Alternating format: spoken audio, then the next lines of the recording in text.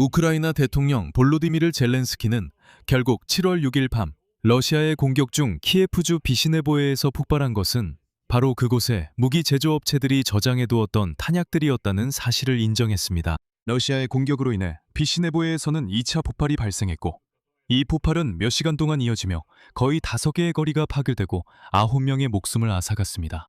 공식 입장은 며칠 사이에 집속탄에서 결국 우크로보론프롬 산하 한 업체의 탄약 창고가 공격을 받았다는 당국의 인정으로 바뀌었습니다. 이와 관련해 여러 논란이 즉시 제기되었습니다. 왜 군수 창고가 주택가 근처에 있었는지, 누가 이에 대해 책임질 것인지, 그리고 러시아군이 어떻게 정확히 어디를 타격해야 하는지 알았는지에 대한 논란입니다. 젤렌스키는 이미 중대한 위반이 있었고 책임자를 이미 찾았다고 밝혔습니다. 그래서 이번 방송에서는 최대한 공식적인 입장에 따라 중립적으로 다루겠습니다. 여러 버전을 토대로 비시네보의 상황을 분석하겠습니다. 수사가 진행 중이므로 성급한 결론은 내리지 않겠습니다. 그리고 나서 2가지 관련된 주제를 더 다루겠습니다. 로마에서 발생한 큰 스파이 스캔들.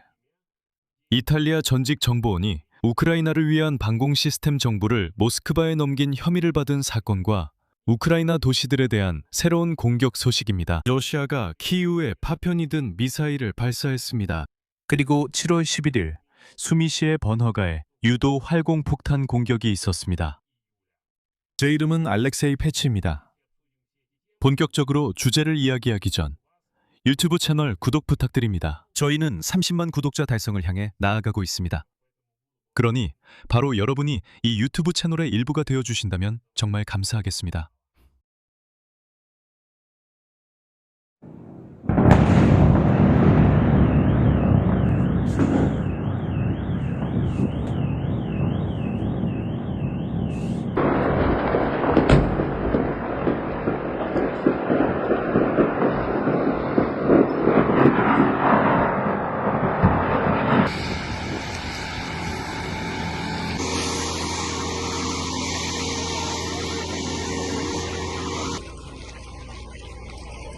시작하겠습니다.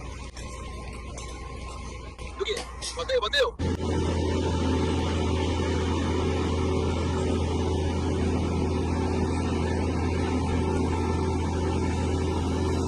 우크로보론프롬에서 누가 어떤 직책에 있는 사람이 안타깝게도 무기 창고가 비시네보에에 있도록 허용했는지요. 이것은 법 규정과 최고사령부의 결정으로 직접 금지되었습니다. 이 모든 것이 위반되었습니다.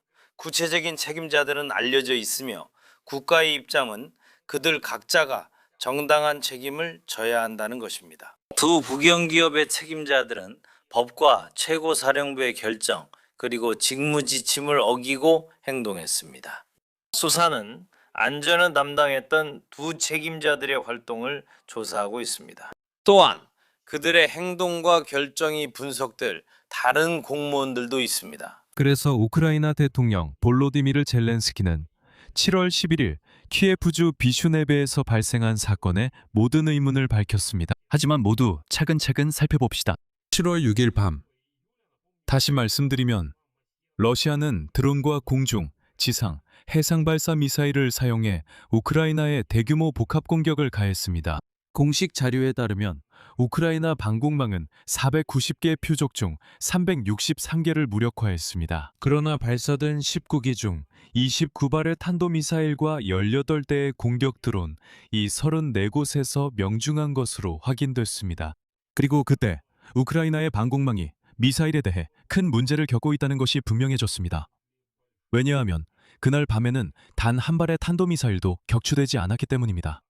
그때 러시아 미사일이 명중한 지점 중 하나는 키이우 근처의 비시네베였고, 바로 그곳에서 2차 폭발이 시작됐습니다. 10시간 동안 계속된 폭발이었습니다. 그리고 이제부터는 이 주제에 매우 신중하게 접근해야 하는 이유가 시작됩니다.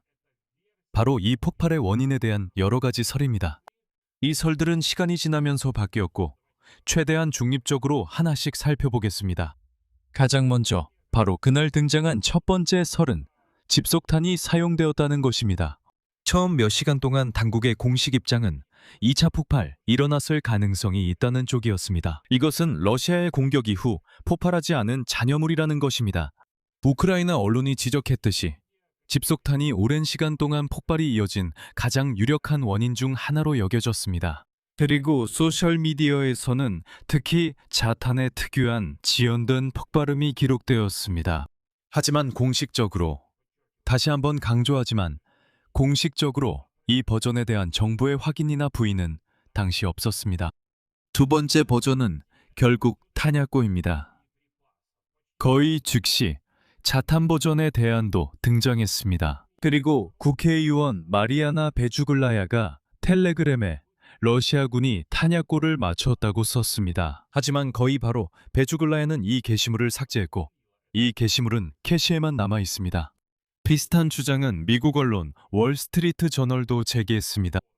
그곳에서는 2차 폭발은 창고에 보관되어 있던 탄약이 폭발했다는 신호일 수 있다고 추정했습니다. 이는 창고에 보관되어 있던 탄약의 폭발을 의미할 수 있습니다. 집속탄 버전에 대한 의심의 근거는 목격자들의 영상이 집속탄으로는 보기 드문 강도와 폭발 양상을 보여주었기 때문입니다. 바로 이 공식 입장과 시각적 증거 사이의 불일치가 우크라이나 대통령이 이 사건을 조사하기로 결정하게 만든 이유였습니다. 적어도 대통령실이 기자들과 소통하고 볼로디미르 젤렌스키 대통령이 가끔 음성 메시지로 답변하는 비공개 왓츠애프 그룹에서는 그렇게 밝혔습니다. 혹시 몰랐다면, 네, 그런 비공개 왓츠앱 채널이 있습니다. 그곳에서 기자들과 대통령실이 소통을 합니다. 그곳에서 젤렌스키 팀이 이 문제를 파악해야 한다고 했습니다. 그리고 사흘 뒤 볼로디미르 젤렌스키는 공개적으로 우크라이나 보안국과 정보기관에 비시네보에서 실제로 무슨 일이 있었는지 신속히 밝혀내라고 지시했습니다. 여기서 또 하나 중요한 점을 짚고 넘어가야 합니다. 우크라이나군 총참모부 공식 대변인 드미트리 리오비는 그 당시 폭발이 발생한 시설이 우크라이나군에 속하지도 군의 지휘를 받지도 않는다고 밝혔습니다. 그는 또한 최고사령관의 명령에 따라 민간 건물 근처에 탄약고를 배치하는 것이 금지되어 있다는 점을 상기시켰습니다. 즉, 초기 단계에서 군은 이미 그 시설이 자신들의 책임 구역이 아니라고 강조했습니다. 그리고 이것도 사실입니다. 여기서 오해가 없도록 하기 위해서입니다. 그리고 며칠 후 우크라이나 당국은 그 시설의 이름을 직접 밝혔습니다.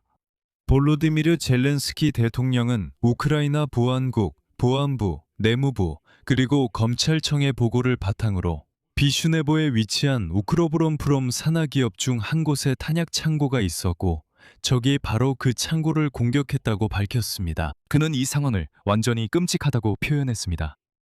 볼로디미르 젤렌스키 대통령이 밝힌 수사 결과에 따르면 두 국영기업의 책임자들이 법과 최고사령관 지휘본부의 결정, 그리고 직무지침을 어기고 비슈네보에 탄약 창고를 설치하도록 허용했다고 합니다. 불행하게도 이 사건은 우크라이나에게 나쁜 결과로 끝날 수 있습니다. 왜냐하면 이는 유엔 협약을 위반하는 것이기도 한데 이 협약은 탄약 창고를 주거지역이나 주택 근처에 설치하는 것을 금지하고 있습니다. 젤렌스키 대통령은 이렇게 직접 밝혔습니다. 인용하자면 오늘 SBU 소장 포클라드가 첫 결과를 보고했습니다. 우크로브롬프롬에서 어떤 직책에 있는 누가 불행하게도 비슈네보에 무기 창고가 설치되도록 허용했는지 밝혀졌습니다. 이 비극에 대해 형사사건이 개시되었고 젤렌스키 대통령은 해임을 예고했습니다. 그의 말에 따르면 책임자들은 반드시 처벌받을 것이며 우크로브롬프롬 구조 내에서 인사조치가 이루어질 것입니다. 그리고 젤렌스키 대통령은 전국의 유사시설에 대한 대대적인 점검을 지시했으며 인용하자면 보안국 SBU가 다른 법집행기관들이 다른 유사 기업들도 점검해야 한다고 했습니다. 우크로브롬프롬 내 내부 통제 절차는 강화되어야 합니다. 공식 자료에 따르면 파괴 규모는 다음과 같습니다.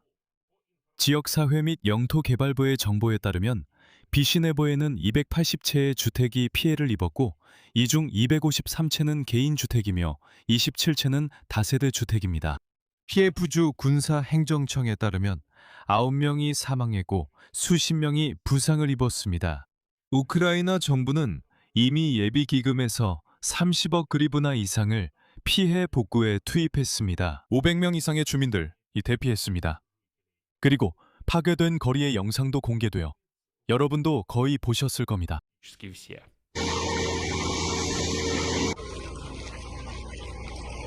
계속됩니다.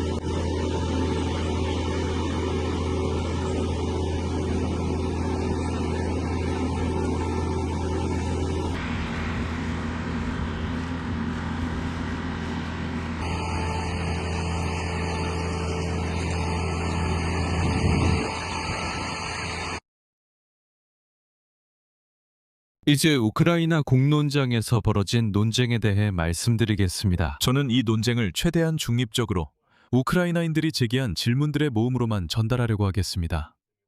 비난이 아니라는 점을 말씀드립니다.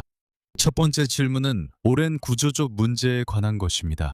여러 사회 인사들은 비시네보에서 발생한 참사가 러시아 연방의 공격의 결과일 뿐만 아니라 우크라이나의 오랜 문제에 대해 이야기할 계기가 되었다고 지적했습니다. 도시들에서는 위험한 창고, 군사 또는 산업시설들이 수년간 주거지역 내에 남아 있었고 그 주변에는 개인주택, 고층 아파트, 도로, 인프라 등이 생겨났습니다. 그리고 문제는 이것을 범죄라고 부를 수 없다는 점입니다. 단지 우크라이나는 전쟁 없이 살아왔고 전쟁을 할 생각도 전혀 없었습니다. 예전에 소련 시절에는 군사 창고가 도시 외곽, 주거지역 밖에 따로 떨어져 있었지만 시간이 지나고 우크라이나가 독립한 이후 도시들이 점점 커지면서 이런 창고들을 점차 흡수하게 되었습니다. 이 창고들은 수년 동안 그냥 방치되어 있었습니다. 객관적으로 말해서 그 창고들은 전혀 사용되지 않았습니다. 결국 전면전이 시작될 즈음에는 이 군사 창고들이 더 이상 외곽에 있는 것이 아니라 도시 한가운데에 위치하게 되었습니다. 그래서 젤렌스키 대통령이 전국적인 감사를 촉구한 겁니다. 비슷한 시설들이 또 어디에 주거지역 안에 들어와 있는지 파악하기 위해서죠. 두 번째 질문은 방첩기관에 대한 것입니다. 적이 어떻게, 정확히 어디를 타격해야 하는지 알았을까요? 이 주제는 일부 군사 전문가들이 이전 사건과의 유사점을 들며 제기한 것입니다. 예를 들어 2025년에 키예프의 한 공장, 이름은 밝히지 않겠습니다. 임시 탄약 저장소가 타격당한 사건에 대한 재판 문서가 인용되고 있습니다. Киевских заводов, 사건 자료에 따르면 소형 화기 탄약과 함께 대구경 탄약도 보관되고 있었는데 이 점이 문서에서는 안전 규정 위반으로 명시되어 있습니다. 이로부터 문제는 단순히 방공망의 허점에만 있는 것이 아니라 방첩 문제에도 있다는 결론이 내려졌습니다. 즉, 적이 실제로 어떤 창고에 무엇이 어디에 보관되어 있는지 어떻게 알게 되는지에 대한 문제라는 것입니다. 하지만 강조하자면 이것은 하나의 가설이자 문제 제기일 뿐 확정된 사실은 아닙니다. 세 번째 문제는 소셜 네트워크에 올라왔다가 삭제된 게시물과 관련된 에피소드입니다.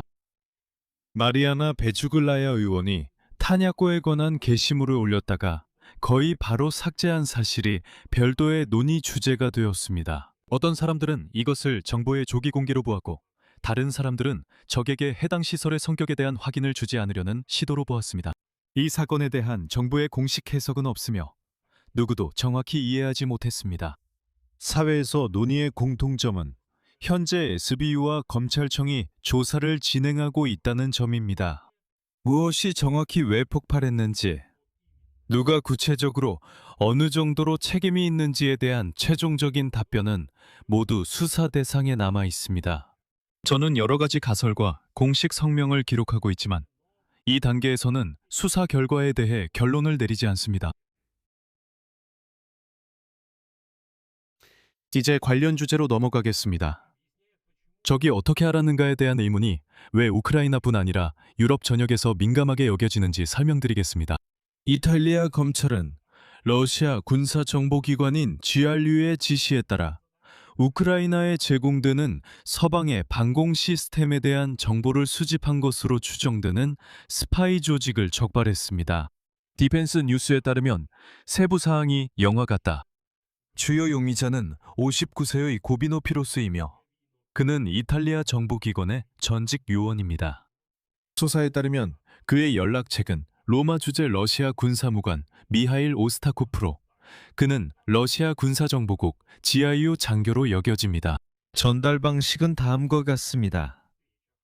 비밀 회동에서 오스타코프는 피로스에게 정보 요청 목록을 전달했고 그 대가로 피로스는 정보를 담은 마이크로 SD 카드를 벽의 구멍에 남겨두었습니다. 즉, 이 피로스는 정보를 담은 이 플래시 메모리를 어딘가에 마치 은닉물처럼 숨겨두었습니다. 수사당국의 주장에 따르면 러시아인은 데이터 패킷 하나당 현금 4,000유로를 지불했습니다. 모스크바의 관심사가 무엇인지 이 목록이 잘 보여줍니다. 이탈리아와 프랑스가 우크라이나에 제공하는 유럽 방공 시스템 샘프티, 그리고 케말 방공 시스템입니다. 레오나르도 쿠펄 미켈란젤로 시스템은 참고로 우크라이나에서 시험이 예정되어 있는 시스템입니다. 이탈리아의 스톰 섀도우 미사일 계획과 우크라이나의 장거리 미사일 개발 지원입니다. 이 질문은 러시아인들이 가장 관심을 가졌던 부분입니다. 예를 들어 유럽이 우크라이나의 탄도미사일 개발을 어떻게 지원하는지 등입니다. 즉, 적은 우크라이나 하늘을 방어하는 바로 그 시스템들의 취약점을 의도적으로 찾고 있었습니다. 이탈리아의 반응은 상당히 강경합니다. 정부는 2명의 러시아 군사 무관을 추방한다고 발표했습니다. 이 더러운 러시아인들을 유럽에서 내쫓았습니다. 드디어 말이죠. 유럽인들이 왜 아직도 이런 더러운 자들이 자기 나라에 있는 것을 허용하는지 정말 이해가 안 됩니다. 그리고 이탈리아 외무부 장관 안토니오 타야니는 모스크바가 서방을 상대로 하이브리드 전쟁을 계속하고 있다고 밝혔으며 이를 심각하고 용납할 수 없는 간섭이라고 불렀습니다. 그리고 전체적인 그림을 위해 여기서 한 가지 더 말씀드리겠습니다. 피로스의 변호사는 그의 의뢰인이 러시아에 어떤 비밀 정보도 넘기지 않았다고 밝혔습니다. 즉, 변호인 측은 당연히 이 입장을 반박하며 아무런 정보를 넘기지 않았다고 주장하고 있습니다. 네, 물론 넘겼다고 인정하는 건 아니죠.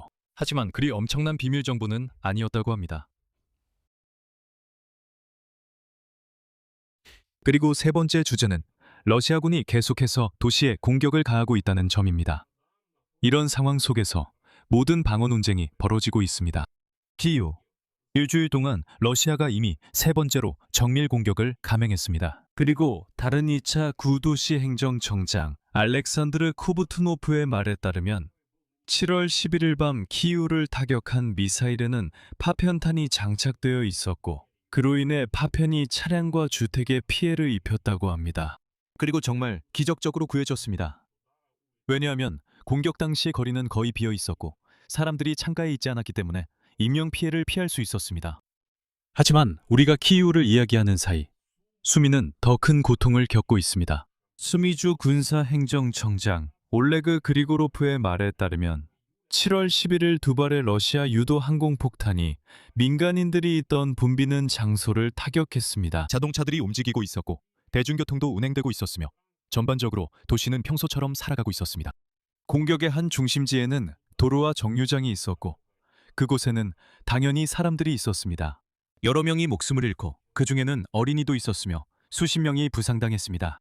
특히 이번 주에는 미하일 페도로프 장관의 말에 따르면 바로 이 수미 지역의 안보 상황이 크게 악화되었다고 합니다. 러시아는 몰리아 타입 드론, 광섬유를 이용한 FPV 드론, 그리고 유도 항공폭탄의 사용을 대규모로 확대했으며 이 무기들을 평범한 민간 도시에 투하하고 있습니다.